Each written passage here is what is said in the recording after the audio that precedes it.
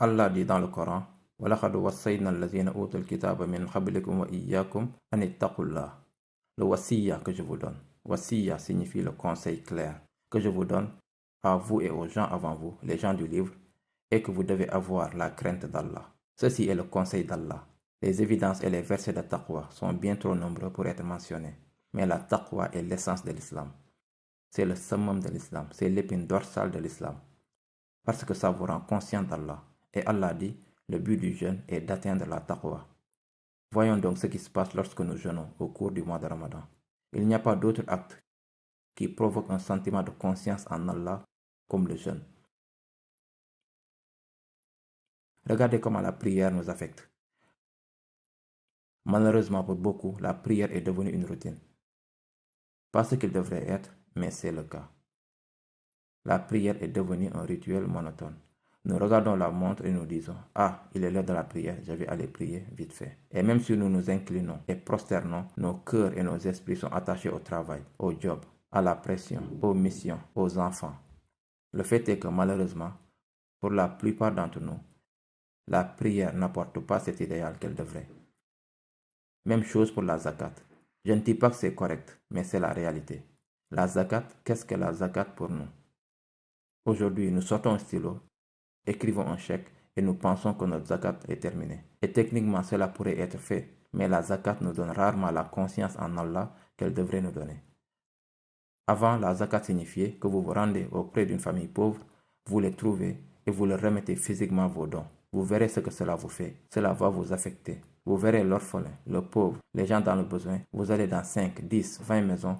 À votre retour, vous serez affecté et vous remercierez Allah pour ça. Mais aujourd'hui, il existe des organisations caritatives qui ont des salles climatisées, font des collectes de fonds. Vous faites un chèque et vous vous dites, c'est bon, j'ai donné ma zakat. Techniquement, vous avez le droit, mais où est le khushu, l'humilité qui en découle? Regardons maintenant le jeûne. Que se passe-t-il pendant le mois de Ramadan? Chacun de nous, que se passe-t-il? Nous nous sentons vraiment spirituels. Nous commençons à surveiller nos langues, nos mains, nos yeux. Nous commençons à penser consciemment, je ne devrais pas être ici. Il parle de choses interdites alors que je jeûne. Les gens méditent, calomnient. Je ne peux pas travailler dans cet endroit. Littéralement, nous devenons conscients d'Allah pendant le mois de Ramadan. Même pour ce qui est halal. Si quelqu'un nous calomnie ou veut se battre contre nous, nous sommes techniquement autorisés à riposter. Mais qu'a dit le prophète sallallahu alayhi wa sallam? Quand l'un de vous jeûne et que quelqu'un vient et commence une dispute ou essaie de se battre contre vous, vous vous rappelez simplement que vous jeûnez et vous le lui rappelez. Inni sa'im, inni sa'im. Ainsi, vous contrôlez ces émotions légitimes. C'est halal de retourner ce qu'une personne vous a fait. Mais en jeûnant, nous atteignons cette conscience. Nous remarquons donc très clairement la'allakum tattaqun. Nous remarquons que la taqwa est atteinte à travers le jeûne.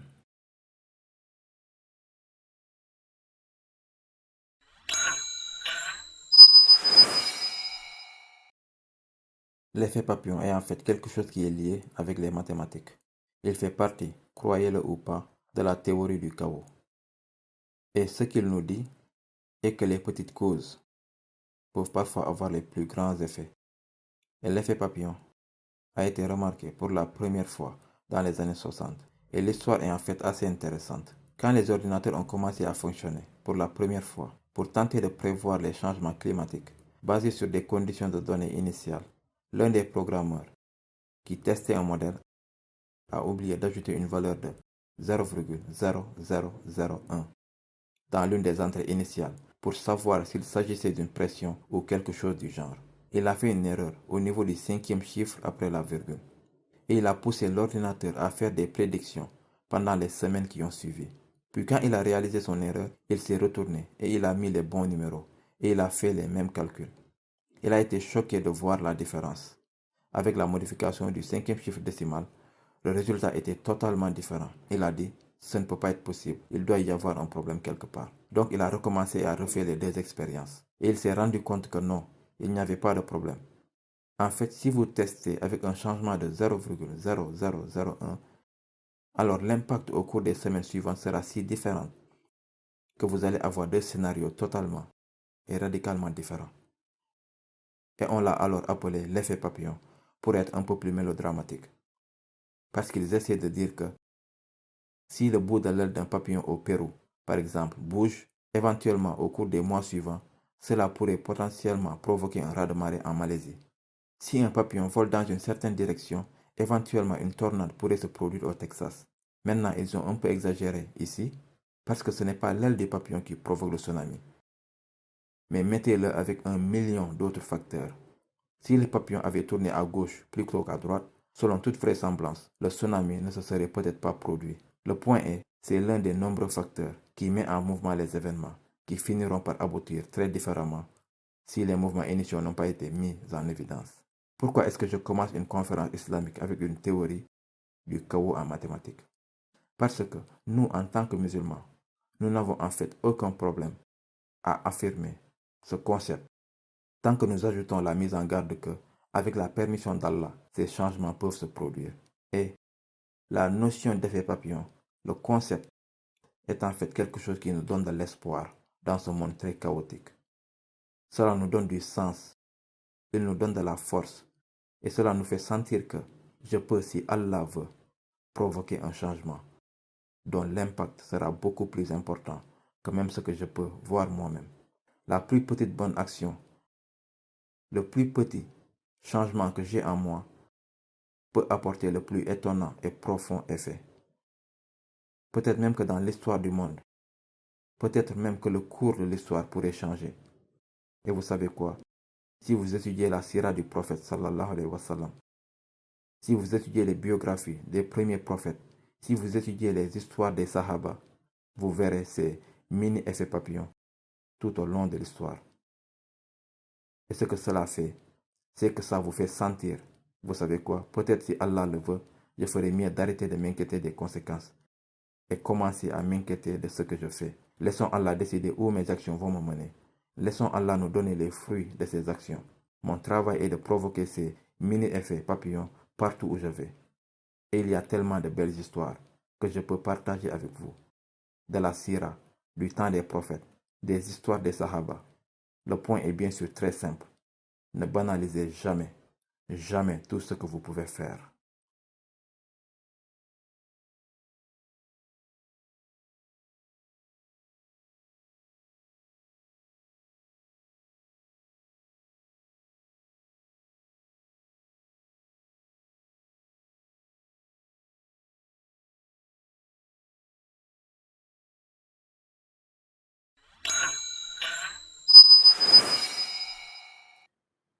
Le prophète sallallahu alayhi wa sallam a dit que quand Allah a créé la création, la famille s'est levée. Comment la famille s'est levée, nous ne savons pas. Allah sait comment.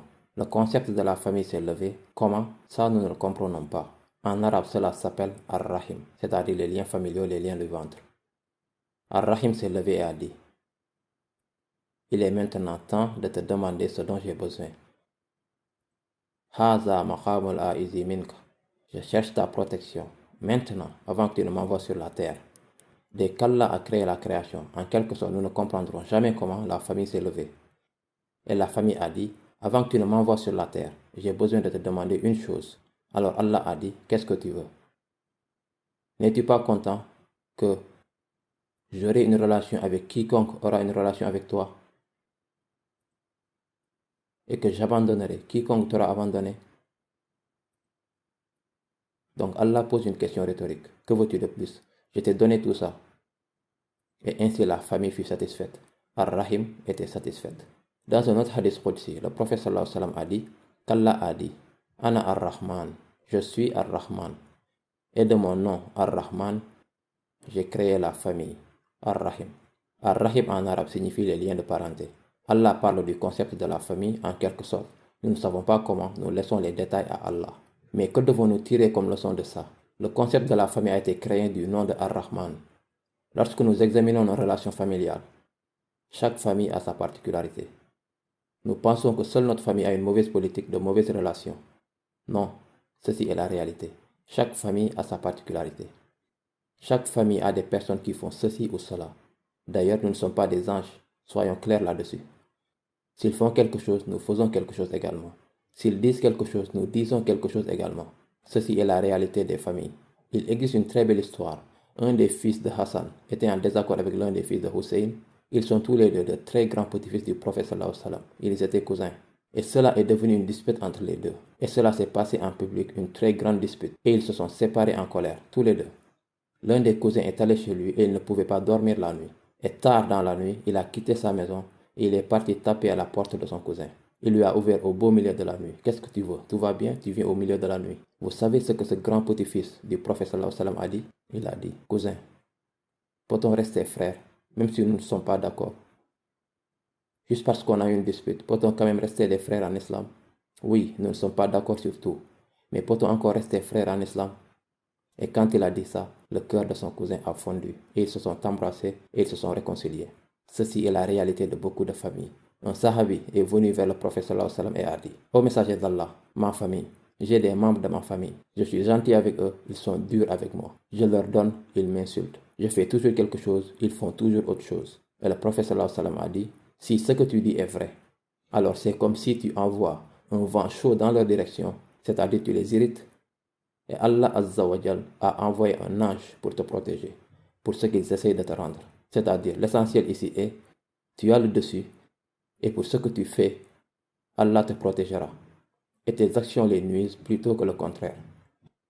Et notre prophète sallallahu alayhi wa sallam a dit, Man ahabba an yunsa'a lahu fi umurihi. Quiconque souhaite que sa vie se prolonge, wa yubsata lahu fi rizqihi, et que son argent augmente, faliyasil rahimahu, qu'il soit bon avec sa famille. Le prophète sallallahu alayhi wa sallam nous a promis les deux choses les plus précieuses que chacun de nous, moi-même compris, souhaite avoir. Qu'est-ce que nous souhaitons le plus? Vivre une longue vie et avoir beaucoup d'argent. Et dans un autre hadith similaire, le prophète sallallahu alayhi wa sallam a dit, je ne connais rien qui cause l'augmentation de la richesse d'un homme à part être bon avec sa famille. Dans un troisième hadith, le prophète sallallahu alayhi wa sallam a dit, celui qui est bon avec sa famille ne sera jamais pauvre. Chacun d'entre nous, nous avons des différends dans nos familles, mais soyez toujours celui qui est du bon côté. Soyez toujours comme le sahabi qui a dit, ils me font ça, mais je reste le meilleur d'entre eux. Et peut-être, vous mettrez plus de temps à vous réconcilier avec certains d'entre eux. Ceci est la sunna d'Allah. Mais l'intention devrait être là. Bismillah, je vais faire une petite tentative, je vais envoyer un petit cadeau, je vais sourire, je vais être poli. Peut-être qu'ils seront durs, peut-être qu'ils enverront une insulte, mais contrôlez votre langue. Et si vous ne le faites pas pour eux, faites-le pour Allah. Faites-le pour Allah. Faites-le pour votre propre argent et pour votre propre vie.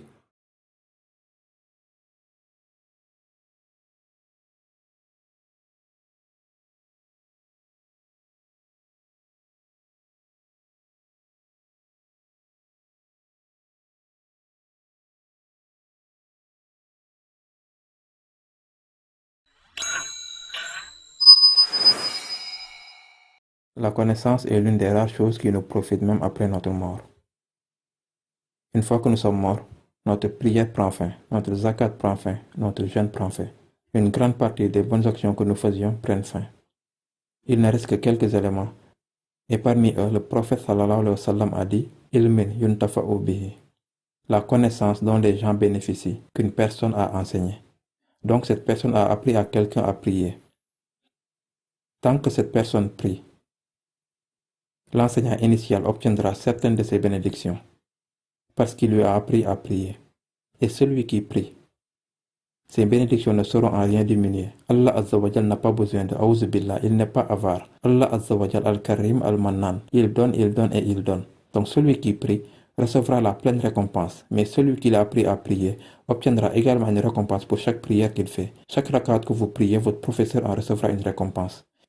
Et vous obtiendrez également la récompense complète. Chaque fois que vous récitez Suratul Fatiha, celui qui vous l'a appris, si c'était votre mère, ou votre père, ou votre cheikh, qui que ce soit, lui ou elle recevra également la récompense. Pas seulement ça, le professeur du professeur obtiendra la récompense pour les actions de l'enseignant et vos actions également. Et le professeur du professeur du professeur, et ainsi de suite, car c'est comme un effet domino. C'est comme un effet domino. Chaque domino tombé à cause de vous, même si vous êtes à 10 générations plus loin, vous serez une partie intégrante de ce domino, tombé par la bénédiction d'Allah. Vous obtiendrez donc certaines des récompenses, même si cela se produit un siècle après votre mort, parce qu'Allah vous a choisi pour transmettre ses connaissances et les diffuser aux gens. Que devons-nous faire pour acquérir ces connaissances? C'est beau de parler du Coran et de la Sunna et de faire l'éloge de cette connaissance, mais que dois-je faire en tant qu'étudiant, en tant qu'ingénieur, en tant que médecin, etc. Que dois-je faire pour acquérir certaines de ces connaissances? Et bien sûr, cela va sans dire que la connaissance dont nous faisons référence ici est principalement la connaissance islamique. Ceci est une connaissance qui est louée dans le Coran et dans la Sunna. Pour ce qui est de la connaissance mondiale, elle est bien sûr louable en soi. Mais ces bénédictions dont nous parlons, c'est la connaissance islamique, la connaissance du Coran, de la Sunna, du fiqh, du tafsir des hadiths. Allah Azza wa Jal nous dit que parmi les pires de l'humanité, ils en savent beaucoup sur ce monde. Ils en savent beaucoup sur ce monde, la médecine, la science, ils en savent beaucoup. Mais sur la connaissance de l'au-delà, sur la vraie connaissance, ils sont totalement ignorants. Et de même, le prophète sallallahu alayhi wa sallam nous a dit, les pires des personnes, min shiradil khalq, les pires des personnes dans ce monde sont ceux qui dépensent leur vie dans la connaissance de ce monde, mais négligent la connaissance de l'au-delà. Qu'ils ont gaspillé toute leur vie. Gaspillé parce que les connaissances qu'ils ont acquises pourraient être utiles, mais il y a une connaissance beaucoup plus importante qui a été négligée, et c'est la connaissance de notre religion, de notre Seigneur et de notre vrai but dans la vie.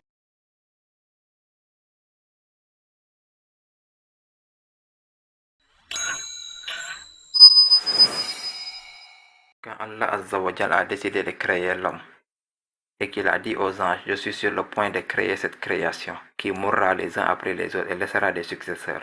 En d'autres termes, Khalifa. Khalifa qui signifie ici ceux qui laisseront des générations les unes après les autres. Les anges ne meurent pas, ils ne mourront que le jour du jugement. Les mêmes anges qui étaient en vie depuis l'époque d'avant Adam seront les mêmes anges jusqu'à ce que la trompette retentisse. Ils ne procréent pas, ils n'ont pas d'enfants, ils ne meurent pas.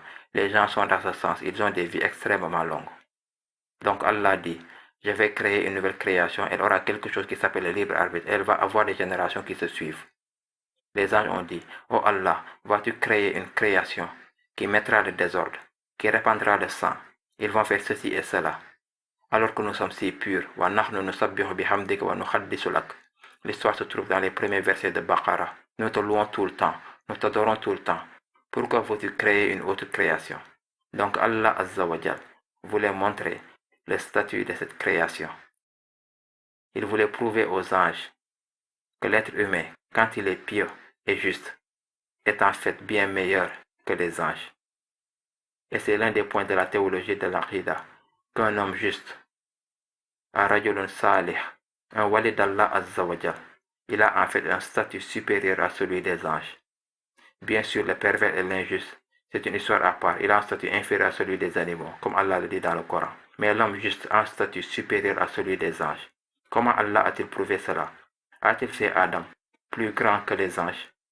A-t-il rendu Adam plus large que les anges, plus fort que les anges? A-t-il fait qu'Adam soit plus rapide que les anges? Bien au contraire, les anges sont physiquement bien meilleurs que nous. Ils peuvent voyager extrêmement vite, faire de longues distances très rapidement. Ils ont le pouvoir de faire ceci et cela. L'ange Jibril, avec une seule de ses ailes, a réussi à détruire les villes de Sodome et de Gomorrhe. Qu'est-ce qu'il a fait? Il a retourné la ville avec l'une de ses ailes. Et la ville entière a été retournée et renversée, comme le dit le hadith. Un ange, et ce n'était qu'un bout de son aile. Les anges sont des créatures énormes. Ils sont extrêmement beaux dans leur apparence. Ils nous ont été préférés dans toutes ces choses, et pourtant nous sommes meilleurs qu'eux dans l'ensemble. Comment Allah a-t-il prouvé cela? Vous le savez tous. Il a enseigné à Adam ilm, la connaissance, que les anges n'avaient pas. Il a enseigné à Adam la connaissance de toutes choses, les noms de toutes choses. Et puis il a demandé aux anges, avez-vous cette connaissance? Pouvez-vous me dire comment ces choses s'appellent? Avez-vous une connaissance qu'Adam n'a pas? Et quand les anges ont vu de leurs propres yeux, oui, les anges ont deux yeux.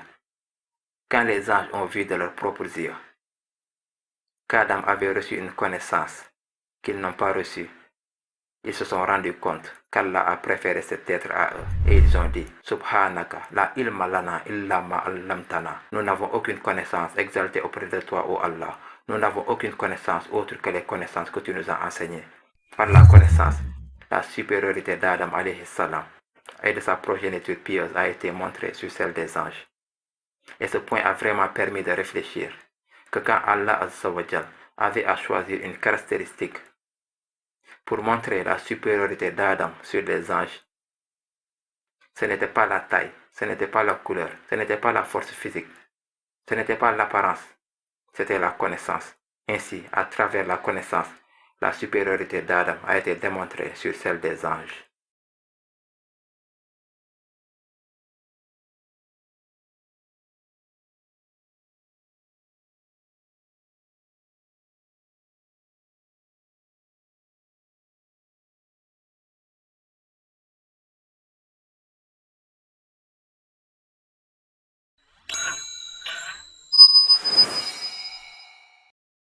Nous commençons le nouveau calendrier islamique.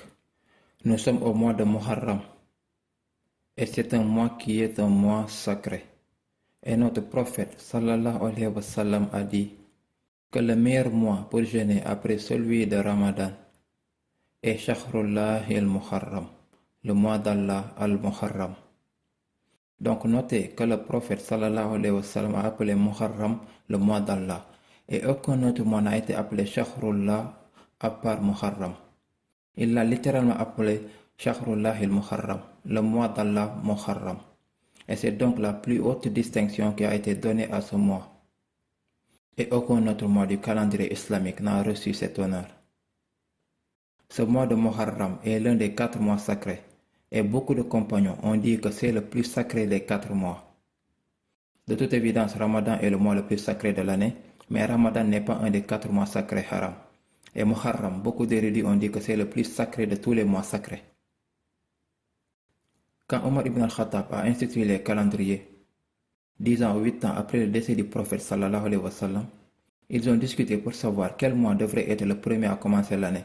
Et certains ont dit ce mois, d'autres un autre mois, et l'une des opinions était Ramadan, et une autre opinion était un autre mois, jusqu'à ce que finalement la plupart des compagnons ont dit que Muharram est le plus logique pour commencer l'année en raison de ses bénédictions et parce qu'il arrive juste après le Hajj. C'est comme s'il s'agissait d'un nouveau départ. Et ainsi ils ont décidé que le premier mois de l'année sera Muharram. Et donc à partir de ce moment, Muharram a toujours été le premier mois de l'année. Et c'est le mois où le prophète sallallahu alayhi wa sallam jeûnait régulièrement. Ibn Abbas a rapporté: je n'ai jamais vu le prophète sallallahu alayhi wa sallam être plus concerné par le jeûne que le jour de Ashura et au mois de Muharram. Et le jour de Ashura signifie littéralement le 10 de Ashara. Le jeûne de ce jour a été rendu obligatoire avant même Ramadan. Il a été fait obligatoire la première année après la Hijra. Et tout le monde devait jeûner la première année. Puis Allah a révélé Ramadan. Donc Ramadan est devenu obligatoire et l'année suivante, Muharram est devenu recommandé et non obligatoire. Donc la première année de l'islam, c'était obligatoire pour tous les musulmans de jeûner le 10 de Muharram. Et la deuxième année, il est devenu non obligatoire pour être recommandé et fortement encouragé. Et notre prophète sallallahu alayhi wa sallam a dit que ce mois sert de pardon des péchés de l'année précédente. En ce jour du 10e de Muharram, notre prophète sallallahu alayhi wa sallam nous a dit que Moussa alayhi salam a été sauvé, Moïse a été sauvé de Pharaon, que Nuh alayhi salam, son navire a été dit sur le mont Judi, que durant ce jour, de nombreux incidents se sont produits dans le passé qui ont servi de jour de fête et de réjouissance. Quand notre prophète sallallahu alayhi wa sallam a appris que les Juifs jeûnaient également le 10e jour de Muharram, même si les bénédictions du 10e étaient antérieures à la connaissance de notre prophète sallallahu alayhi wa sallam au sujet des Juifs, quand il a découvert qu'ils jeûnaient ce jour-là, ils ont dit: Moïse a été sauvé et Pharaon s'est noyé, donc nous le prenons comme un jour de fête. Notre prophète sallallahu alayhi wa sallam a dit: nous avons plus de droits sur Moïse que vous. En d'autres termes, nous sommes les vrais disciples de Moïse. Et à partir de cette année, il a encouragé tout le monde à jeûner le 10. Il a également dit: si je vis encore un an de plus, je jeûnerai le 9e et le 10e.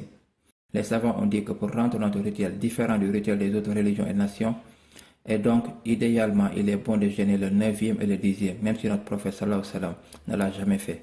Car quand il a dit le hadith, il est décédé la même année. Il n'a donc jamais vécu jusqu'à l'année suivante. Mais il a dit: si Allah me permet de vivre une autre année, je jeûnerai le 9e et le 10e de Muharram. Donc ceux qui sont capables de jeûner le 9e et le 10e, alhamdulillah, ou le 10e et le 11e, alhamdulillah, mais ils ne peuvent pas jeûner 2 jours, au moins ils pourraient jeûner le 10. Et c'est un jour qui, Inch'Allah, si vous le faites correctement et sincèrement, les petits péchés de l'année précédente seront pardonnés. Et il n'a fait aucun doute que ce jour est aussi un jour où une tragédie historique s'est produite, et c'est le massacre de Hussein radiallahu ta'ala anhu. Cette tragédie n'a rien à voir avec la sainteté de ce jour. C'était une coïncidence que cela se soit produit ce jour-là, et le fait est que la mort de Hussein est une tragédie historique. Mais les bénédictions du 10e jour de Muharram et le jeûne du 10e jour de Muharram sont distincts de la tragédie historique qui s'est produite par coïncidence lors du 10e jour de Muharram. Dans la dernière année de la Hijra, le massacre de Karbala. Et malheureusement, les gens ont pris ce massacre pour donner un sens à Muharram. Mais Muharram était béni et sacré avant le massacre. Et le massacre n'a rien à voir avec la sainteté du mois et le jeûne du mois. Et Ashura était un jour saint avant que Hussein ne soit tué ce jour-là. Et donc nous, en tant que musulmans, nous prenons le 10e jour de Muharram, non pas comme un jour de deuil, mais comme un jour d'adoration d'Allah subhanahu wa ta'ala. Comme un jour d'ibada, comme un jour où nous sommes encore plus conscients d'Allah et où nous nous rapprochons d'Allah par nos actes d'adoration, par l'action du jeûne. Et assurons-nous de jeûner le 10e jour. Et si nous en sommes capables, le 9e et le 10e, ou le 10e et le 11e, mais au moins le 10e, et surtout le mois globalement. C'est le mois où globalement notre prophète sallallahu alayhi wa sallam a encouragé d'augmenter l'action du jeûne, d'augmenter le jeûne, d'augmenter la charité. C'est l'un des mois sacrés qu'Allah subhanahu wa ta'ala nous.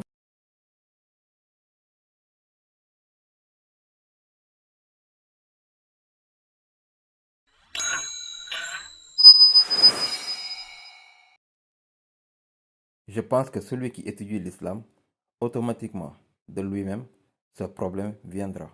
Ce problème sera fondamental et il y pensera tout le temps. Je pense qu'une personne qui commence sa religiosité ne sera et ne doit pas être rapprochée avec cette question. Il devra plutôt se concentrer sur les connaissances de base. C'est quoi l'islam? C'est quoi l'iman? C'est quoi le tawhid? Comment adorer Allah? Pourquoi adorer Allah? Augmenter les prières, augmenter la lecture du Coran, mettre l'accent sur la spiritualité, mettre l'accent sur la vision mondiale de l'islam. Ce sont ces questions qui sont bien plus importantes. Et moi personnellement, dans mes propres interactions, quand je rencontre des musulmans encore et encore, je ne sors jamais de mon chemin pour insister sur le problème de la barbe. De temps en temps, si je connais quelqu'un depuis longtemps et qu'il n'a pas de barbe, je pourrais faire une remarque en plaisantant par exemple. Oh, mashallah, la prochaine fois que je te vois, aie une barbe ou quelque chose comme ça. Juste une plaisanterie au passage, et ça le fera réfléchir.